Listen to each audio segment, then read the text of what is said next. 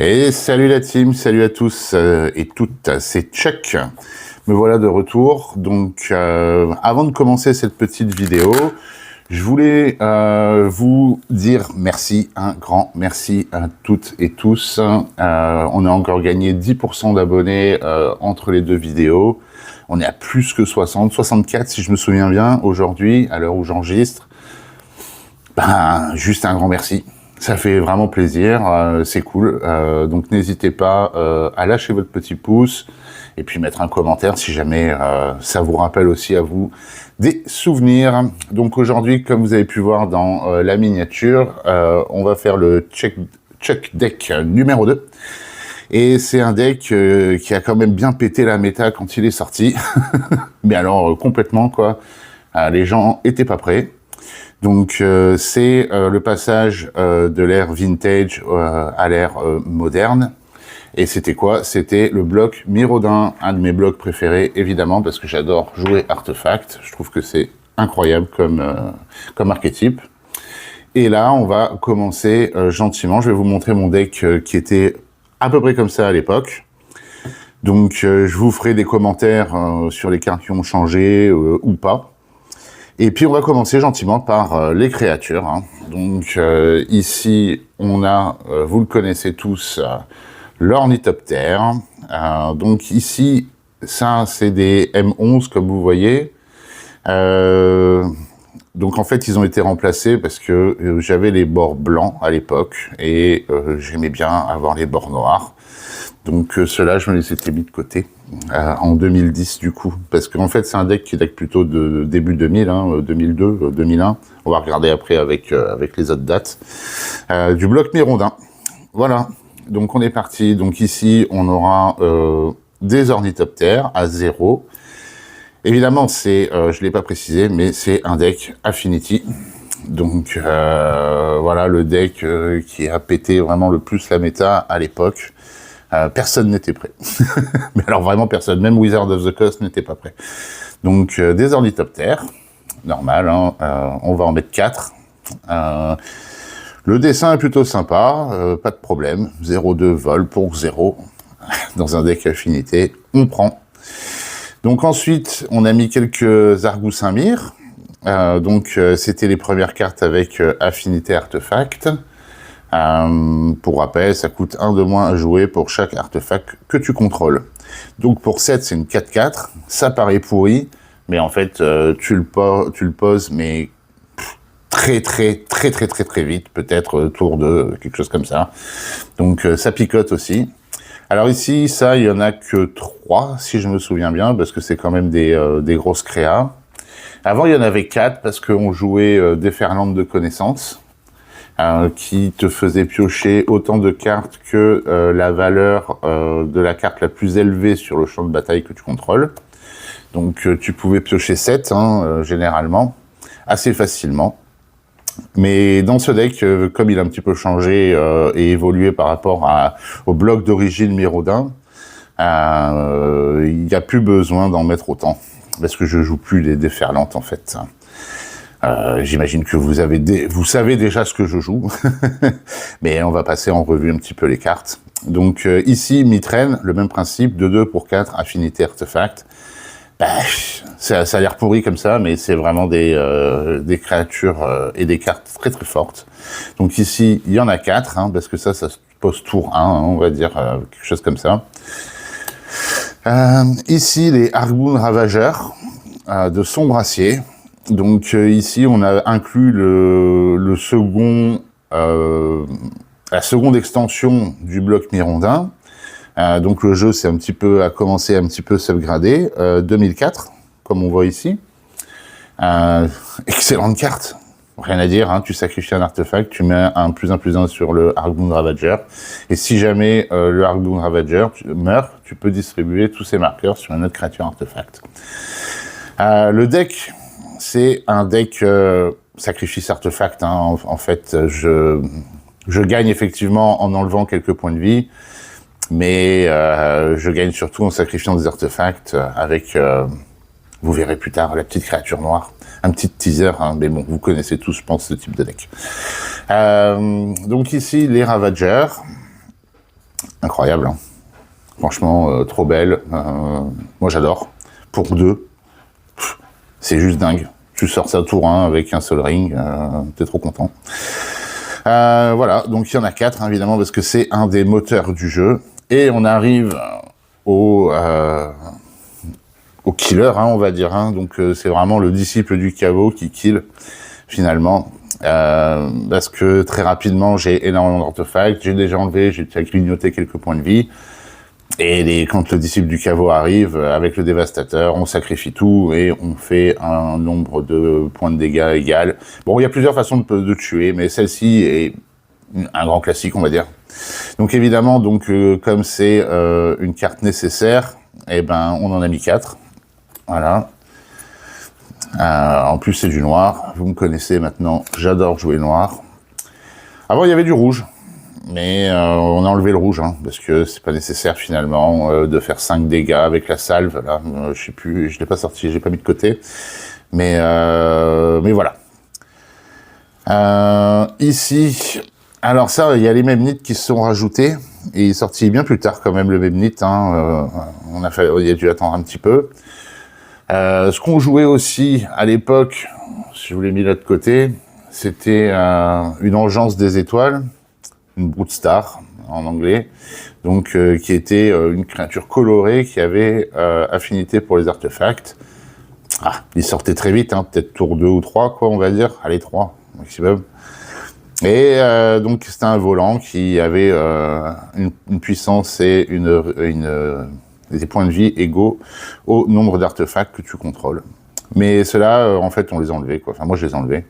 Parce que c'est un peu lent, finalement. Il faut quand même sortir 10. Donc, c'est plus lent que nos argoussins. Voilà. Donc, les Memnites, eh ben, il y en a 4, hein, parce que ça aussi, on a besoin de les poser rapidement pour avoir un maximum d'artefacts sur le board pour pouvoir trigger nos affinités.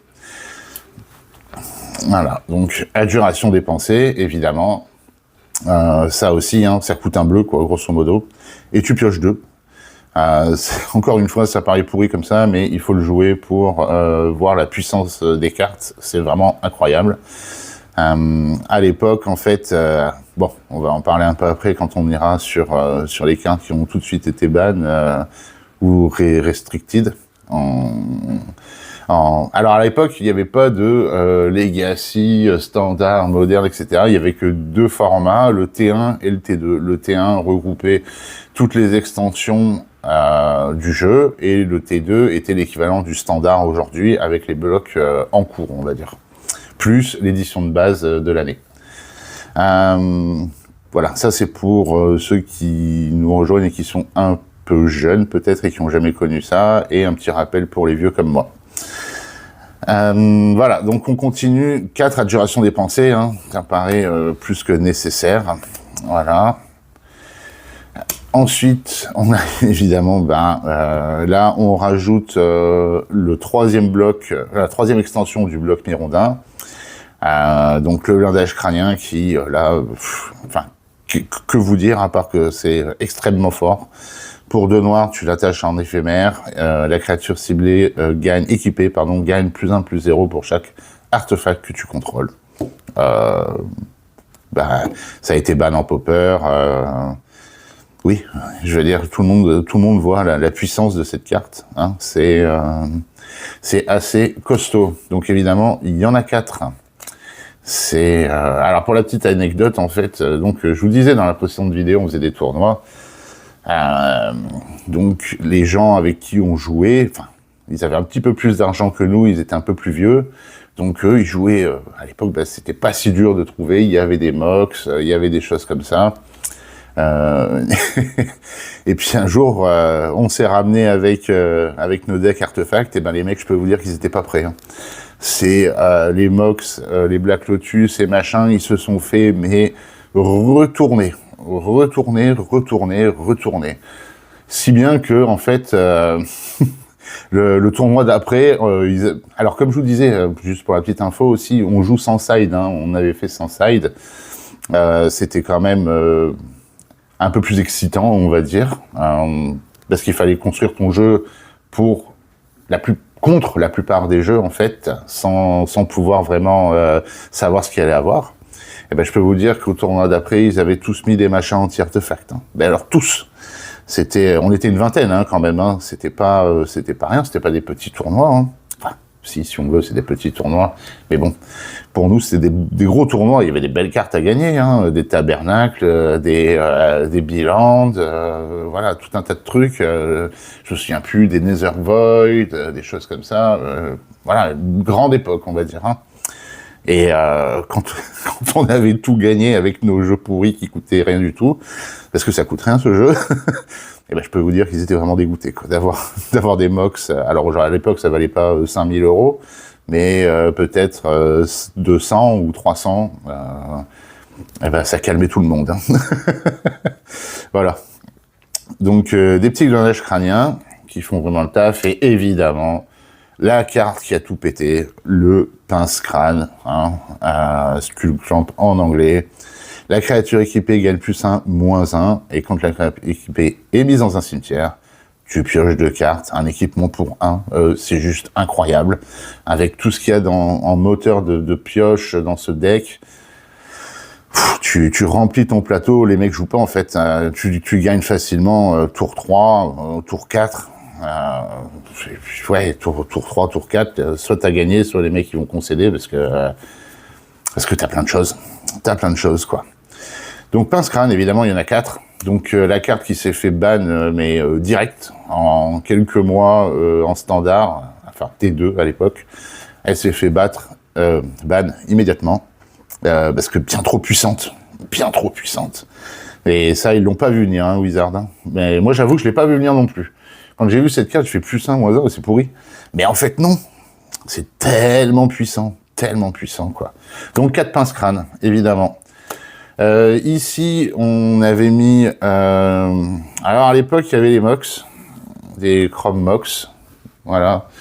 Mais finalement, comme je joue peu de cartes colorées, j'avais préféré les enlever pour mettre 2 pétales lotus qui pouvaient me donner des couleurs assez facilement et qui faisaient le taf pour l'affinité.